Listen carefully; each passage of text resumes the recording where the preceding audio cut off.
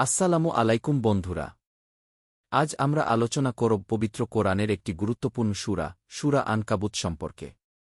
এই সূরাটি মক্কায় অবতীর্ণ হয়েছিল এবং এতে মোট ৬-৯টি আয়াত রয়েছে।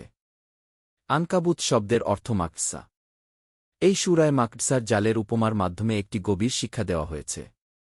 আল্লাহ তাআলা এই সূরায় বলেছেন যে মানুষ কি মনে করে যে শুধু আমরা ঈমান এনেছি বলে তাদের পরীক্ষা করা হবে না, বরং প্রত্যেক মুমিনকেই পরীক্ষার সম্মুখীন হতে হয়।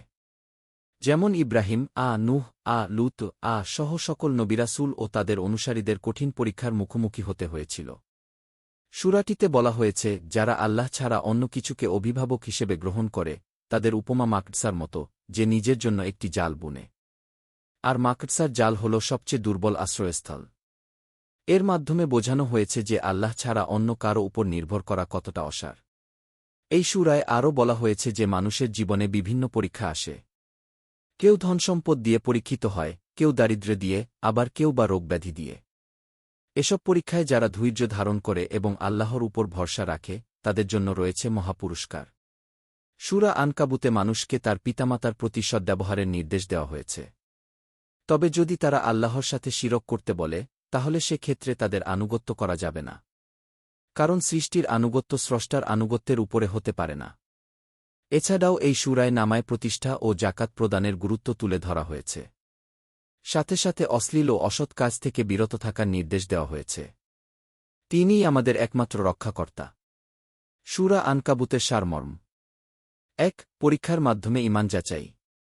সূরা শুরু হয়েছে এই বার্তায় যে শুধু আমরা ঈমান এনেছি গিয়ে বললেই চলবে না, মানুষকে অবশ্যই পরীক্ষার সম্মুখীন করা হবে, যাতে প্রকৃত মুমিন ও মুনাফিকদের পার্থক্য স্পষ্ট হয়।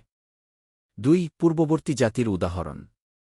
আল্লাহ নূহ, ইব্রাহিম, লূত, মুসা, এর জাতির কথা উল্লেখ করেছেন, যাদের অনেকেই আল্লাহর আহ্বান অস্বীকার করে ধ্বংস হয়েছে। এটি একটি সতর্কবার্তা যেন মানুষ শিক্ষা গ্রহণ করে। ৩. কুফর ও শিরকের অসারতা। এই সূরায় বলা হয়েছে, যারা আল্লাহ ছাড়া অন্য কিছুর উপরে ভরসা করে, তাদের অবস্থা এমন এক মাকড়সার জালের মতো, যা খুবই দুর্বল। মাকড়সার জাল যেমন বাতাসেই ছিন্ন হয়, তেমনি মিথ্যা বিশ্বাসও শেষ পর্যন্ত ভেঙে পড়ে। ৪. হিজরতের গুরুত্ব। আল্লাহ বলেন, যারা তার পথে ঘরবাড়ি ছেড়ে হিজরত করে, তিনি তাদের সহায়তা করেন এবং তাদের গুনাহ মাফ করে দেন।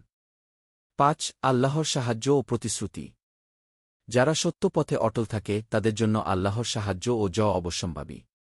সূরার শেষ দিকে বলা হয়েছে, যারা চেষ্টা করে আল্লাহর পথে, আল্লাহ তাদের জন্য পথ খুলে দেন। মূল শিক্ষা। ঈমান পরীক্ষা ছাড়া পূর্ণ হয় না। পূর্ববর্তী জাতির ইতিহাস থেকে শিক্ষা নিতে হবে। আল্লাহর উপর পূর্ণ ভরসা রাখতে হবে। মিথ্যা বিশ্বাস ও কুফর ধ্বংস হয়ে যায়। যারা আল্লাহর জন্য কষ্ট সহ্য করে, তারা সফল হয়। আজ এখানেই শেষ করছি। আপনাদের কাছে অনুরোধ থাকবে, আমাদের চ্যানেলটি সাবস্ক্রাইব করে রাখবেন এবং বেল আইকনে ক্লিক করে নোটিফিকেশন চালু করে রাখবেন। আল্লাহ হাফেজ।